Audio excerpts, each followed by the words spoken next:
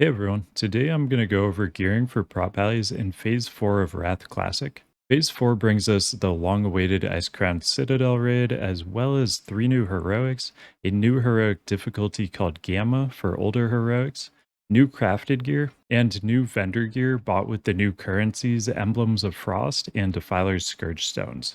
It's also time to dust off your tanky sets because bosses this phase hit much harder, and survivability will once again be important. The first thing we should talk about is how tier gear is going to work this phase. There are 3 eye levels of tier gear, 251, 264, and 277. Unlike last phase, you will need to upgrade these pieces in order, instead of skipping the early ones and going straight to the higher eye level ones. This means you're going to be spending a ton of Emblems of Frost on tier, as the eye level 251 tier requires 95 emblems each for helm, chest, and legs, and 60 emblems each for gloves and shoulders.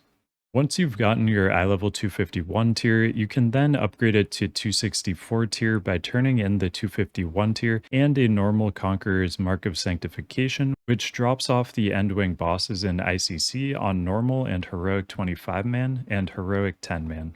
Once you've got your eye level 264 tier piece, you can turn that in along with a heroic Conqueror's Mark of Sanctification to get your eye level 277 tier piece. If you get lucky, you can potentially expedite this process in VOA, as the new boss, Toravon the Ice Watcher, will drop 251 tier gloves and legs on 10 man and 264 tier gloves and legs on 25 man. This makes both versions of VOA more important than ever before because you can potentially skip spending 155 Emblems of Frost and some Conqueror's Marks to get some of your tier if you get lucky.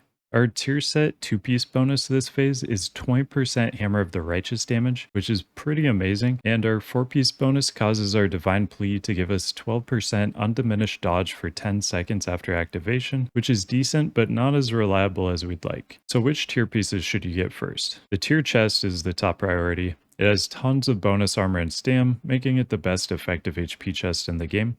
The second best piece is the gloves, but you can potentially get lucky and grab these from VOA without spending emblems. Stam and bonus armor are our 2 most important stats for surviving ICC, and many of the fights have tank swaps, so hit helps a lot in these tankier sets where it may be lacking. It's up to you how long you want to gamble trying to get these from VOA, but if you haven't already gotten some 277 gloves, I'd pick the gloves up as soon as you have the chest and after running VOA to see if they drop. The tier legs are great, but there's also an extremely good BOE available, Pillars of Might, that will be obtainable almost instantly and provide more EHP, so tier legs are not an immediate need. The tier helm is good, but there's also an alternative helm with hit, the Broken Ram Skull Helm, if you need hit. This helm also happens to have the exact same amount of hit as Tiny Abomination in a Jar, our new BIS damage and threat trinket that we'll talk about later. So a really nice thing about this helm is that you can maintain hit cap by making a Tiny A-Bomb set without the helm, and switch to the helm whenever you aren't using Tiny A-Bomb. The tier shoulders are slightly worse than the Bone Guard Commander's Pauldrons from Heroic Gunship, which is the easiest heroic that everyone will down week 1, so you'd only use the tier shoulders if you're planning to use 4-piece with the hit helm, or the Bone Guard Commander's Pauldrons just haven't dropped for you. There are several ways to build out your sets this phase, and you'll sometimes want to make swaps fight to fight, but I generally prefer to keep the 4-piece bonus for a balanced set that's already using legs over pillars, and only the 2-piece for a tankier set since you'll be using Pillars of Might. Since there will be others wanting these tier tokens early on, just focus on getting the tier chest and gloves ASAP, and then you can wait a bit on the other pieces. However, if the alternate 277 pieces aren't dropping for you, you'll want to pick up the tier helm or shoulders. So how do you get Emblems of Frost, and what other gear can you get with them? You'll get 25 Emblems of Frost each for completing 10 and 25 man ICC, 2 each from VOA 10 and 25, 5 from the Heroic Daily and Bag for 35 total a week, 5 from a new weekly raid quest that sends you into old raids to kill a single raid boss, and 5 from the ICC 10 and 25 man weekly raid quest, which can be one of a few different quests that makes you do something special in ICC. This means you'll get 104 Emblems of Frost each week if you do everything. There's also a quest chain you can do in the new 5-man dungeons that will reward a total of 6 additional Emblems of Frost, but this chain can only be completed once. So I've already mentioned that tier chests and gloves are the top priority for Emblems of Frost, but what should you get after that? As usual, it depends a bit on what is dropped for you already and what gaps you can fill. The Verdigris Chain Belt and the Sentinel's Warcloak are both great. There are solid 277s for both of these slots. However, they don't have bonus armor and therefore have a little bit less EHP while having a bit more total value. Another option is the Corroded Skeleton Key. If you already have Juggernaut's Vitality and Sindragosa's Flawless Fang, you can get Key last, but if Key is going to replace Heart of Iron or a worse Stam Trinket, you'll want to grab this as your third piece after Tier Chest and Gloves. The Herkimal War Token may look appealing, but it sims as one of the worst damage trinkets in Phase 4, so you can skip this one entirely. Librum of the Eternal Tower is a small step up from Librum of Defiance. It'll be the best Librum for pure survival, so you can get it eventually, but it isn't a top priority. Main takeaway, spend your emblems on tier chests and gloves early, and then use them as bad luck protection for slots you haven't gotten 277s in. Defiler Scourgestones are a new currency next phase and the next evolution of the Sidereal Essence system. Unlike Sidereal Essence, you'll get Defiler Scourgestones from every single boss in the new Heroic Gamma difficulty, instead of just from the last boss. Now is a good time to mention that Random Dungeon Finder is finally coming to Classic, so you'll be able to queue for any type of non-raid PvE content and get transported directly to the dungeon once your group has formed. This will make gearing up a lot easier. The Defiler Scourgestone vendor can be found next to the Emblems vendor in Dalaran. The vendor sells 25-man normal TOGC loot, as well as some hard mode Ulduar gear.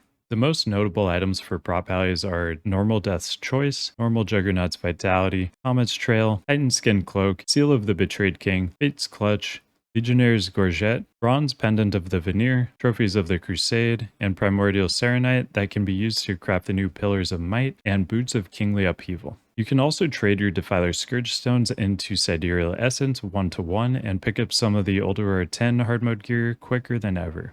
Overall, RDF combined with Defiler Scourgestones is going to breathe a ton of new life into 5-man dungeons in Classic. Next phase also brings some great new blacksmithing BOEs, Pillars of Might and Boots of Kingly Upheaval. Pillars of Might are the best EHP pants in the game, so you should pick these up immediately. The pattern requires Ashen Verdict Revered, which will likely be obtained by many people on your server within the first week of ICC release. Some people will even get it on the first day. You can farm the Primordial Serenite for these pants yourself in the new Heroic Gammas by trading 12 Defiler Scourgestones for 1 Primordial Serenite. You'll need 8 Primordial Serenite, which will cost 96 Scourgestones. If you're watching this video before ICC is released, these will be farmable starting October 10th. 2 days before the raid releases, so you could farm them ahead of time and then get the pants crafted as soon as someone on your server has the pattern. If you're watching this later in the phase, there should be plenty of these on the auction house if you have gold. The Boots of Kingly Upheaval are great boots, but Heroic Vilithria, which is one of the easiest heroics in ICC, drops our BIS boots, the Grinning Skull Great Boots. Since our BIS boots are obtainable by most raids week 1 of ICC, I wouldn't worry too much about getting these immediately. But if you have lots of time and want to completely min-max for early ICC, you can farm 60 more Defiler Scourgestones to get 5 Primordial Serenite for these. There are also very similar boots that drop from Heroic Sindragosa and 10-man that you could also get and skip these.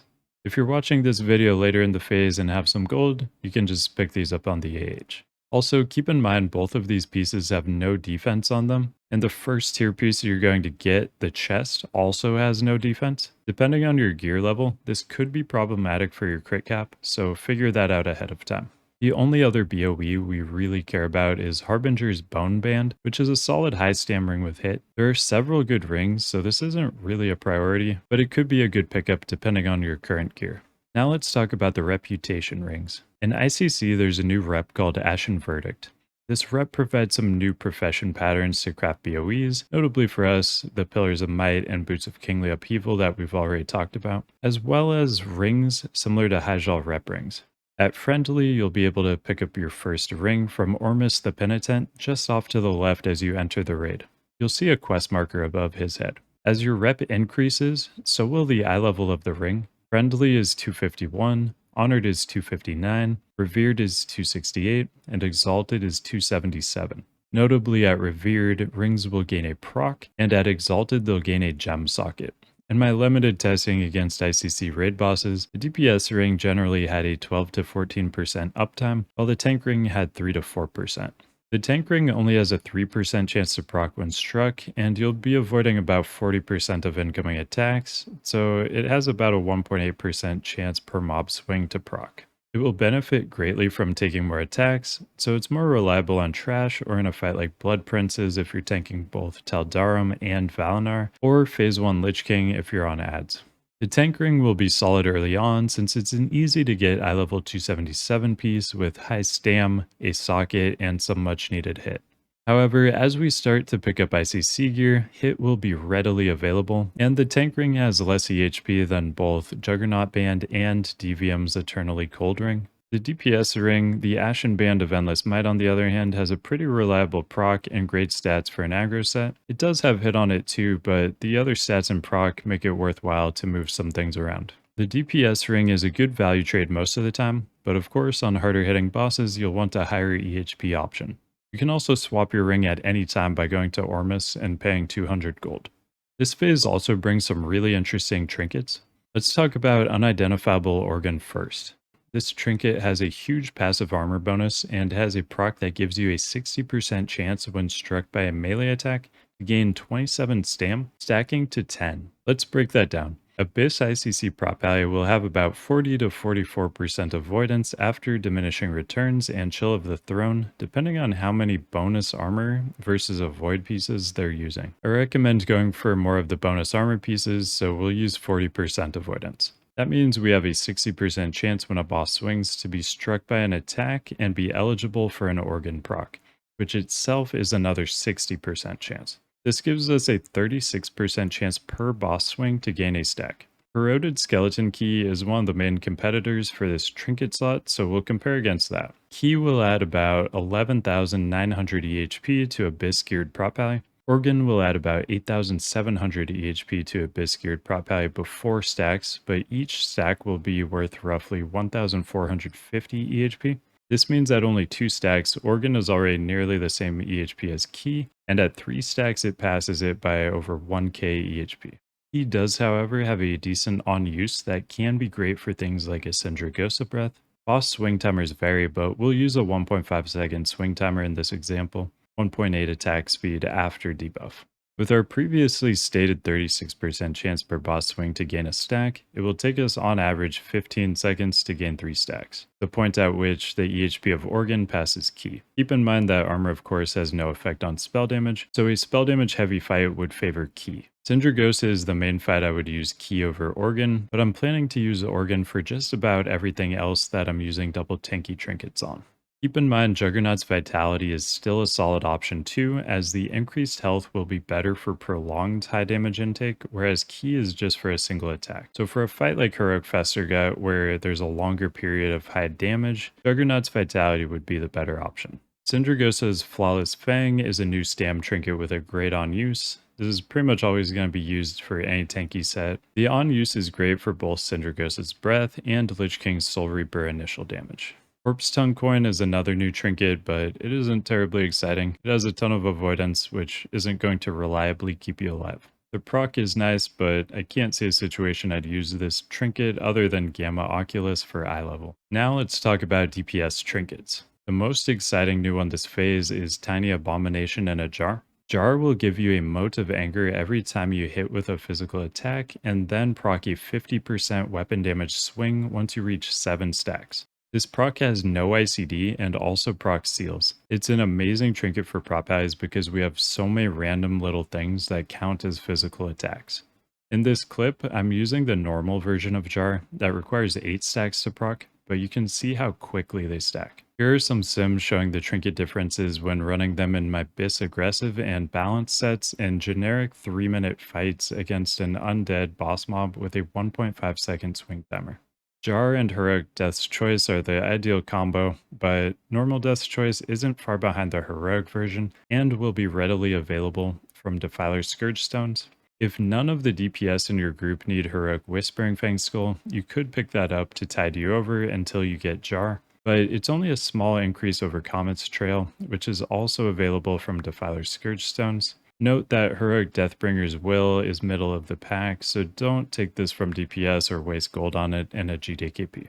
Now for some weapons. As usual, the tank stat weapons are all fast and therefore undesirable. So once again, we're looking toward the DPS statted weapons to find a slow weapon. Our best weapon next phase is Heroic Havoc's Call from Heroic Lich King, but this will be tough to get both due to the boss himself being difficult and many DPS will want this weapon. Our next best option is Heroic Blood Venom Blade from Heroic Sourfang, which DPS will also want.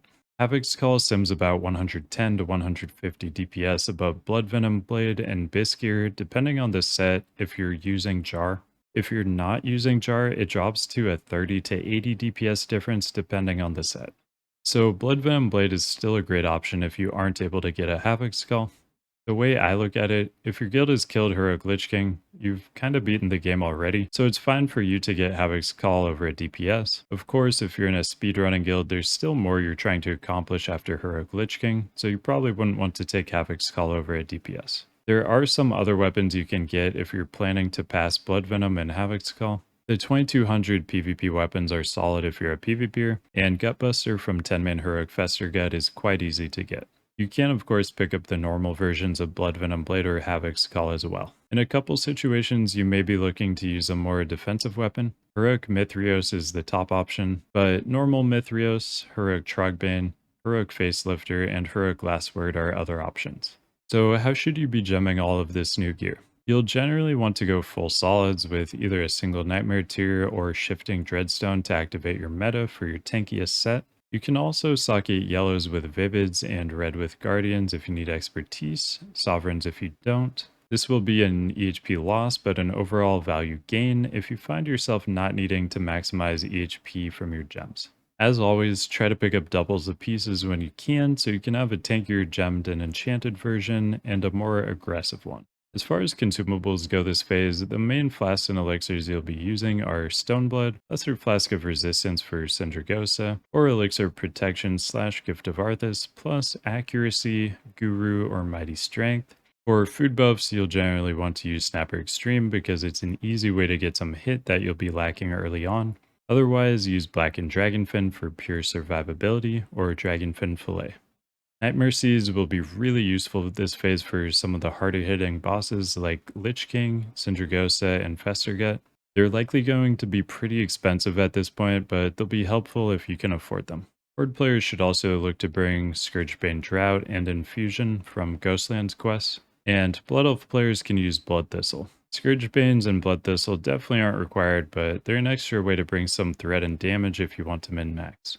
Let's talk professions. You'll still want to be engineering in phase 4 as it's simply way too good to replace. For your second profession, you really want something that's giving you bonus stam. Leatherworking specifically is pretty appealing because it offers the choice of 102 stam or 70 resist to bracer. The frost resist bracer enchant is particularly good for Sindragosa, especially if your guild will be progressing on Heroic Sindragosa in the first couple weeks of phase 4 before your raid has much gear. If you're planning to play Kata, leatherworking will also be a great profession to have for that, as there's no new stam enchant for Bracer, so leatherworking provides 155 stam above replacement, whereas other professions provide 120 to 153 stam above replacement. Now let's talk about glyphs and talents for this phase. The main spec I'm going to run is the standard 05318 spec that I use for prog. You can also take 3 points out of Reckoning and put them into Imp Devo if you wish. Holy Pallies will be AMing various resist auras often, so you can save your healers having to spend GCDs on aura swapping by bringing Imp Devo yourself.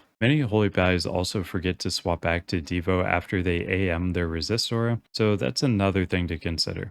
2 points in Imp Hodge is incredibly valuable for 2 fights in ICC, Sourfang and Lich King. For Sourfang, Imp Hodge will allow you to stun a Blood Beast every time they spawn, and for Lich King, you'll be able to stun a Valkyrie every time they spawn. You can either take 2 points out of Reckoning or 2 points out of Crusade if you've opted to bring your own Imp Devo. For 25-man Heroic Sindragosa prog, I'm going to be running a 1352-6 spec. This spec picks up AM to use as another CD for breaths, as well as Imp LOH that can be used to buff your other tank. Since this spec is purely about survival, the extra prop points have gone into Divinity. Keep in mind this spec does not have Vindication, so you need a reliable person keeping an improved AP debuff up.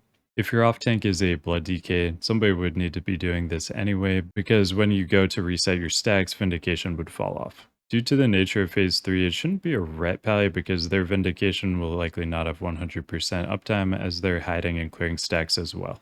As for glyphs, generally I'm running Salve, Divine Plea, and SOV, but for any fight where it's imperative that a taunt doesn't miss, such as Sourfang or Lich King, I'm using Righteous Defense over SOV. Holy Wrath and Hammer of the Righteous are great for Trash and Valithria too. There's also a big buff and debuff in ICC to talk about next. The debuff in ICC is called Chill of the Throne, and it reduces player dodge by 20%. This doesn't really affect the way we gear, since realistically you'll be a good bit above 20% dodge and won't be able to purposely drop a ton of dodge without wrecking your stam. The main thing to note is that block value is no longer guaranteed damage reduction with Holy Shield up against bosses with normal attack speeds, because you will no longer have full combat table coverage. However, when Redoubt and Holy Shield are both up, you will still push normal attacks off the table. At the time of this video, we still have no confirmation about whether or not the ICC buffs, Hellscream's Warsong for Horde, and Strength of Ren for Alliance will be coming to Classic. The way these buffs worked back in original Wrath was that a couple months after ICC had been fully released, a gradual buff was added that increased all damage, healing, health, and absorbs for players by 5%. Every few weeks, this buff got increased by 5% until it capped at 30%. If this buff does end up getting added, you'll want to just equip as much damage gear as possible for almost everything. You'll have so much HP, be skipping so many mechanics from how much damage your raid is doing, and be getting so much healing that you'll be able to gear really aggressively for just about everything. Now let's look at some sets. I'm first going to go over some sets for your first time in ICC while you're still wearing Phase 3 gear. Then we'll look at some BIS sets. You may not have all of this exact gear, and you may get some early upgrades, so don't worry a ton about copying my specific pieces. I'll go over how to gear for each fight so you can apply those same principles to the gear you actually have and create your own best sets. The first and most important set to have for ICC is the entry tanky set. ICC bosses hit a lot harder than the bosses we fought in TOGC and Ulduar, so we want our base set to be as tanky as possible so we can survive. The main things we're going for are stam and armor, because we want to be as resilient to burst damage as possible. The TOGC 4-piece tier bonus is nice to have for most fights, but Lich King will be one of the ones that it's most useful on. There's a good chance you'll have Pillars of Might early on, so you could use a 245 or 258 tier 9 chest to maintain your 4-piece. Next, here's an example of a entry balance set you could wear. This is a reasonably tanky set that will allow you to do a lot more threat than the tanky set. If you have doubles of some pieces, you can go for more aggressive gems on one of your pieces, but the priority is that any pieces you only have one of should be stam gemmed.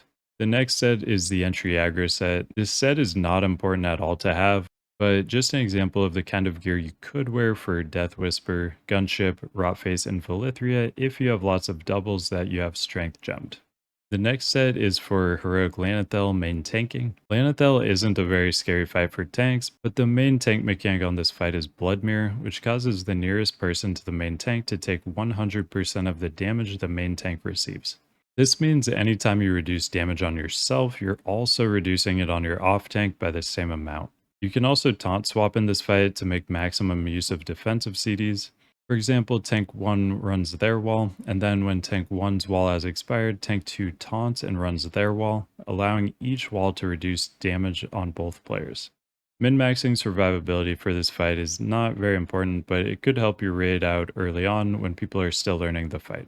Just know that your gearing choices as the main tank will affect your off-tank's damage received.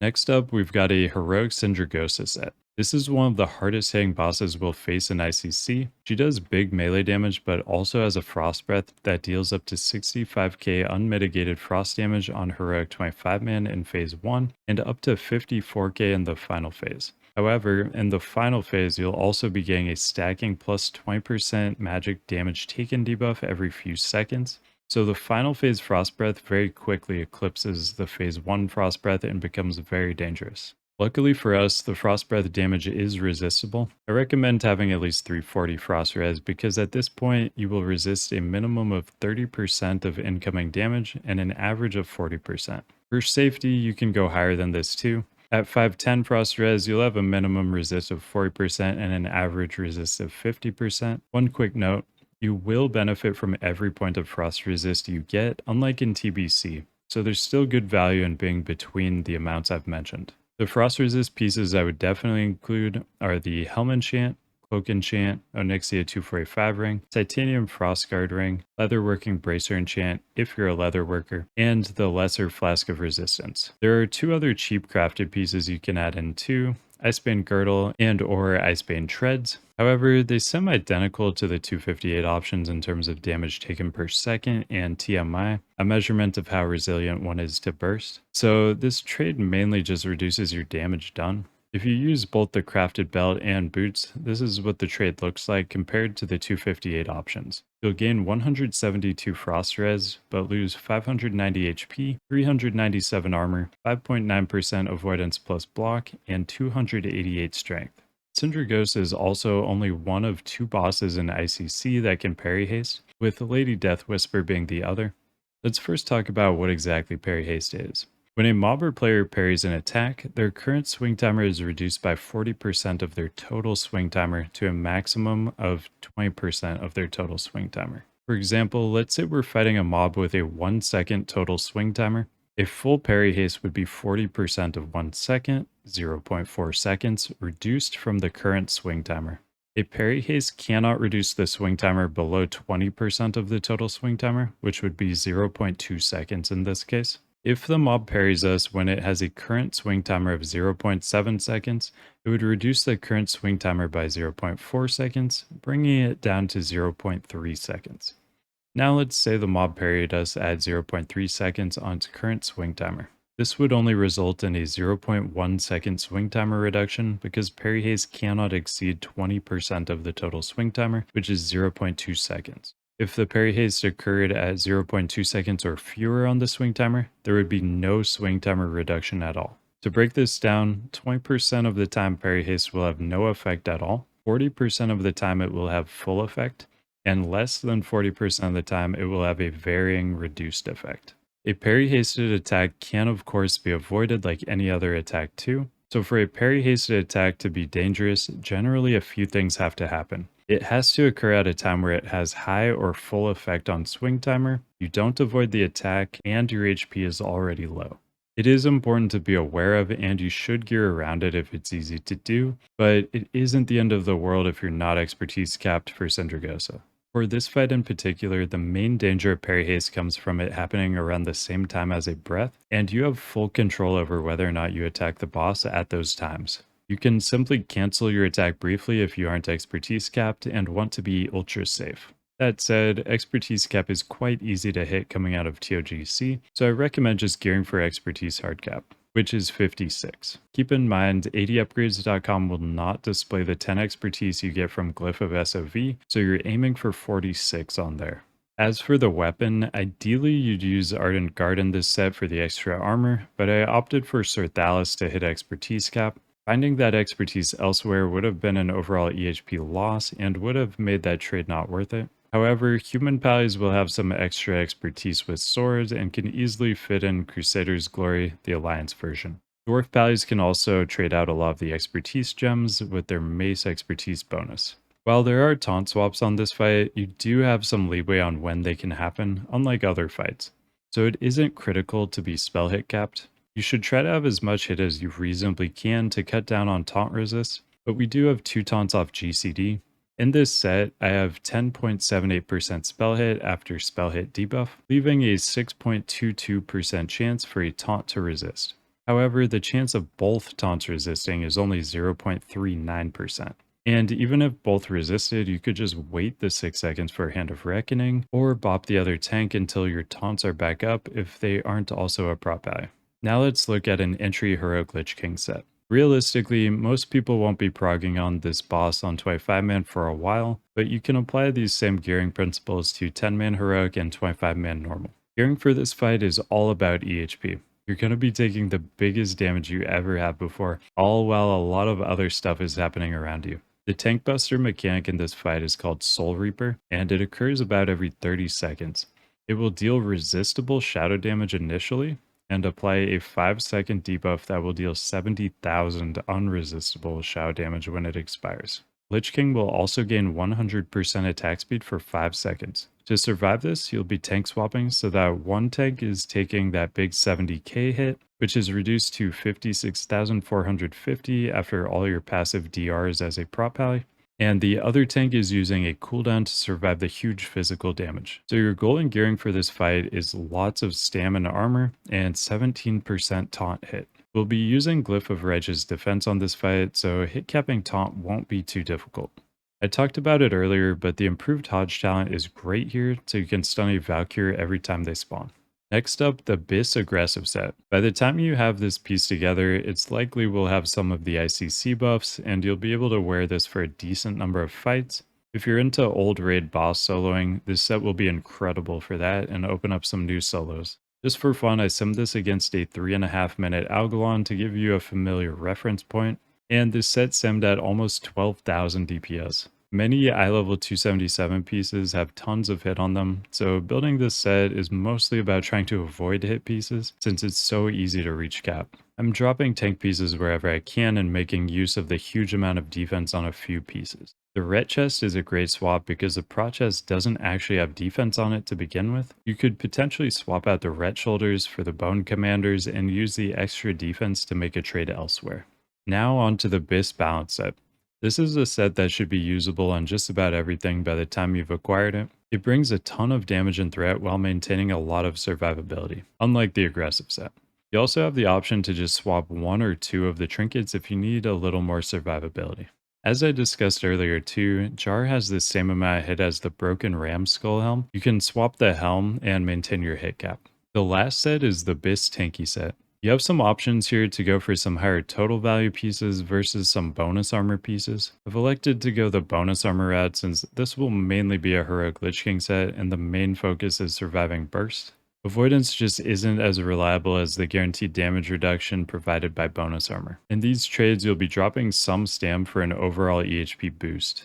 If the main burst you're trying to survive is physical, this makes sense, but in the case of a fight like Sindragosa where there's heavy magic burst, you'd opt for the higher stam.